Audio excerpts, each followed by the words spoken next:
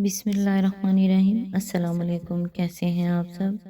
انشاءاللہ سبھی ٹھیک ہوں گے اور اللہ کی رحمتوں کے سائے میں ہوں گے۔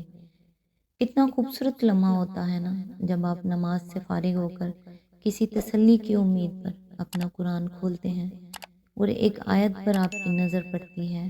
تھوڑی دیر پہلے تھمنے والے آنسو پھر سے بہنے لگتے ہیں، جس وجہ سے آپ جائے نماز پر تکلیف میں اپنے اللہ کے سامنے روئے تھے، اب اسی بات کی تسلی قرآن کی آیتوں میں آپ کے سامنے ہوتی ہے۔ آپ کو لگتا ہے قرآن آپ سے باتیں کر رہا ہے، آپ کا رب آپ کو جواب دے رہا ہے۔ دنیا کا انتہائی خوبصورت احساس ہوتا ہے، مگر کیسے؟ کیا آپ میں سے کوئی بتا سکتا ہے؟ زیادہ تر ہم جیسے لوگ ایسے ہیں جن کو نہیں پتا کہ وہ قرآن میں کیا پڑھ رہے ہیں۔ عربی کی سمجھ نہیں ہوتی، عربی کسی نے سمجھائی نہیں، عربی ہماری لینگویج نہیں، ہمیں نہیں پتا قرآن ہم سے کیا بات کر رہا ہے۔ تو پھر یہ خالی قرآن پڑھنے کا کوئی فائدہ نہیں ہے۔ آپ نماز پڑھتے ہیں، آپ کو نہیں پتا آپ نماز میں کیا پڑھ رہے ہیں، کس جگہ کون سی بات کیسے کی جا رہی ہے۔ جب تک آپ کو پتہ نہیں چلے گا آپ ویسا ریئیکٹ کیسے کر سکتے ہیں؟ آپ کو چاہیے کہ قرآن پڑھیں، سمجھیں۔ اگر آپ عربی نہیں سیکھ سکتے نہ سیکھیں، کم از کم اسے اردو میں ضرور پڑھیں۔ اب تو بہت ساری فیسلٹیز ہیں، جس کا پڑھا ہوا، جس کا ترجمہ، جس کی تفسیر آپ کو سمجھ میں آتی ہے آپ اسی کی پڑھیں، لیکن پڑھیں ضرور۔ جب تک آپ یہ نہیں پڑھیں گے تب تک آپ یہ نہیں کہہ سکتے کہ قرآن ہم سے باتیں کرتا ہے۔ اور یقین کریں، واقعی اللہ تعالیٰ قرآن کے ذریعے آپ سے باتیں کرتا ہے۔ ایک دفعہ سمجھ کے دیکھ لیں۔ آج انشاءاللہ سورۃ توبہ کی آیت نمبر 1 سے ہی سٹارٹ کریں گے۔ پچھلا سلسلہ جہاں سے تفسیر کا ٹوٹا تھا وہیں سے آج انشاءاللہ سٹارٹ کریں گے۔ اعوذ باللہ من الشیطان الرجیم۔ نمبر 3، تیسرا اہم مسئلہ منافقین کا تھا، جن کا ساتھ اب تک وقتی مسئلے کے لحاظ سے چشم پوشی اور درگزر کا معاملہ کیا جا رہا تھا۔ اب چونکہ بیرونی خطرات کا دباؤ کم ہو گیا تھا، بلکہ گویا نہیں رہا تھا، اس لیے حکم دیا گیا کہ آئندہ ان کے ساتھ کوئی نرمی نہ کی جائے، اور وہی سخت برتاؤ ان چھپے ہوئے منکرین حق کے ساتھ بھی ہو جو کھلے منکرین حق کے ساتھ ہوتا ہے۔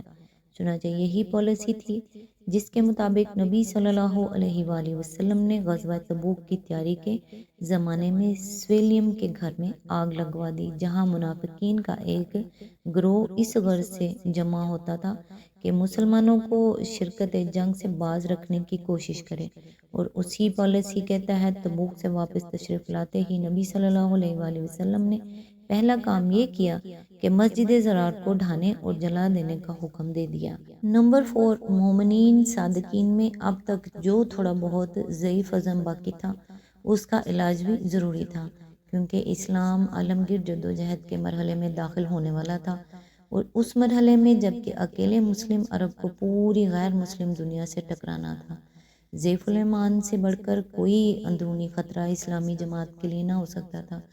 اس لیے جن لوگوں نے تبوک کے موقع پر سستی اور کمزوری دکھائی تھی ان کو نہایت شدت کے ساتھ ملامت کی گئی۔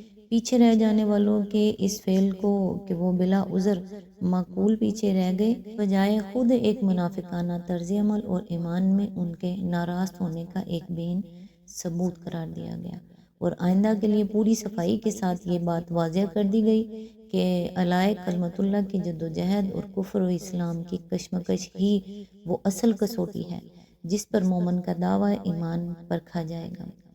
جو اس آویزش میں اسلام کے لیے جان و مال اور وقت و محنت صرف کرنے سے جی چرائے گا اس کا ایمان معتبر ہی نہ ہوگا، اور اس پہلو کی کسر کسی دوسرے مذہبی عمل سے پوری نہ ہو سکے گی۔ ان امور کو نظر میں رکھ کر سورۃ توبہ کا مطالعہ کیا جائے تو اس کے تمام مضامین بآسانی سمجھ میں آ سکتے ہیں۔ جیسا کہ ہم سورہ کے دباچے میں بیان کر چکے ہیں، یہ خطبہ رکوع 5 کے آخر تک سن 9 ہجری میں اس وقت نازل ہوا تھا جب نبی صلی اللہ علیہ وآلہ وسلم حضرت ابو بکر کو حج کے لیے روانہ کر چکے تھے۔ ان کے پیچھے جب یہ نازل ہوا تو صحابہ کرام نے حضور سے عرض کیا کہ اسے ابو بکر کو بھیج دیا جائے تاکہ وہ حج میں اس کو سنا دیں، لیکن آپ صلی اللہ علیہ وآلہ وسلم نے فرمایا کہ اس اہم معاملے کا اعلان میری طرف سے میرے ہی گھر کے کسی آدمی کو کرنا چاہیے۔ چنانچہ آپ صلی اللہ علیہ وآلہ وسلم نے حضرت علی علیہ السلام کو اس خدمت پر مامور کیا اور ساتھ ہی ہدایت فرما دی کہ حاجیوں کے مجمع عام میں اسے سنانے کے بعد حسب ذیل 4 باتوں کا اعلان بھی کر دیں۔ نمبر 1، جنت میں کوئی ایسا شخص داخل نہ ہوگا جو دین اسلام کو قبول کرنے سے انکار کر دے گا۔ نمبر 2، اس سال کے بعد کوئی مشرک حج کے لیے نہ آئے گا۔ نمبر 3، بیت اللہ کے گرد برہنہ طواف کرنا ممنوع ہے۔ نمبر 4، جن لوگوں کے ساتھ رسول اللہ صلی اللہ علیہ وآلہ وسلم کا معاہدہ باقی ہے، یعنی جو نقص عہد کے مرتکب نہیں ہوئے ہیں، ان کے ساتھ مدت معاہدہ تک وفا کی جائے گی۔ اس مقام پر یہ جان لینا بھی فائدے سے خالی نہ ہوگا کہ فتح مکہ کے بعد دور اسلامی کا پہلا حج سن 8 ہجری میں قدیم طریقے پر ہوا، پھر سن 9 ہجری میں یہ دوسرا حج مسلمانوں نے اپنے طریقے پر کیا اور پھر مشرکین نے اپنے طریقے پر۔ اس کے بعد تیسرا حج سن 10 ہجری میں خالص اسلامی طریقے پر ہوا اور یہی وہ مشہور حج ہے جسے حجۃ الوداع کہتے ہیں۔ نبی صلی اللہ علیہ وآلہ وسلم پہلے 2 سال حج کے لیے تشریف نہ لے گئے تھے۔ تیسرے سال جب بالکل شرک کا استحصال ہو گیا تب آپ صلی اللہ علیہ وآلہ وسلم نے حج ادا فرمایا۔ سورہ انفال کی آیت 58 میں گزر چکا ہے کہ جب تمہیں کسی قوم سے خیانت یعنی نقص عہد اور غداری کا اندیشہ ہو تو علل اعلان ان کا معاہدہ اس کی طرف پھینک دو اور اسے خبردار کر دو کہ اب ہمارا تم سے کوئی معاہدہ باقی نہیں ہے۔ اس اعلان کے بغیر کسی معاہد قوم کے خلاف جنگی کارروائی شروع کر دینا خود خیانت کا مرتکب ہونا ہے۔ اسی ضابطہ اخلاقی کے مطابق معاہدات کی منسوخی کا یہ اعلان عام ان تمام قبائل کے خلاف کیا گیا جو عہد و پیمان کے باوجود ہمیشہ اسلام کے خلاف سازشیں کرتے رہے تھے اور موقع پاتے ہی پاس عہد کو بالائے طاق رکھ کر دشمنی پر اتر آتے تھے۔ یہ کیفیت بنی کنانہ اور بنی زمرہ اور شاید ایک آدھ اور قبیلے کے سوا باقی تمام ان قبائل کی تھی جو اس وقت تک شرک پر قائم تھے۔ اس اعلان برات سے عرب میں شرک اور مشرکین کا وجود گویا عملاً خلاف قانون آؤٹلا ہو گیا اور ان کے لیے سارے ملک میں کوئی جائے پناہ نہ رہی، کیونکہ ملک کا غالب حصہ اسلام کے زیر حکم آ چکا تھا۔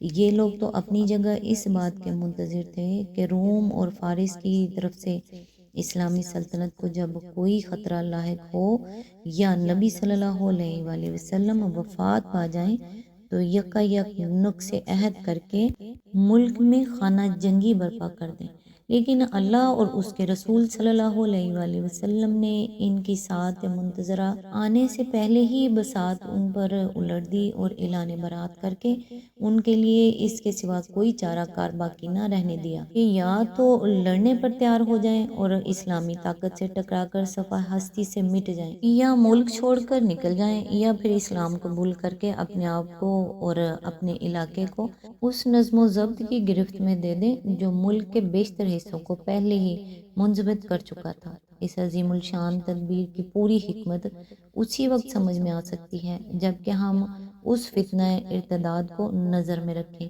جو اس واقعے کے 1.5 سال بعد ہی نبی صلی اللہ علیہ وآلہ وسلم کی وفات پر ملک کے مختلف گوشوں میں برپا ہوا اور جس نے اسلام کے نو تعمیر قصر کو یک لخت متزلزل کر دیا۔ اگر کہیں 9 ہجری کے اس اعلان برات سے شرک کی منظم طاقت ختم نہ کر دی گئی ہوتی اور پورے ملک پر اسلام کی قوت ضابطہ کا استعلاء پہلے ہی مکمل نہ ہو چکا ہوتا تو اس نضاد کی شکل میں جو فتنہ حضرت ابوبکر کی خلافت کے آغاز میں اٹھتا تھا، اس سے کم از کم 10 گنا زیادہ طاقت کے ساتھ بغاوت اور خانہ جنگی کا فتنہ اٹھا اور شاید تاریخ اسلام کی شکل اپنی موجودہ صورت سے بالکل ہی مختلف ہوتی۔ آج تک کے لیے اتنا ہی، نیکسٹ انشاءاللہ آیت نمبر 2 سے سٹارٹ کریں گے، تب تک کے لیے دعاؤں میں یاد رکھیے گا۔ اللہ حافظ۔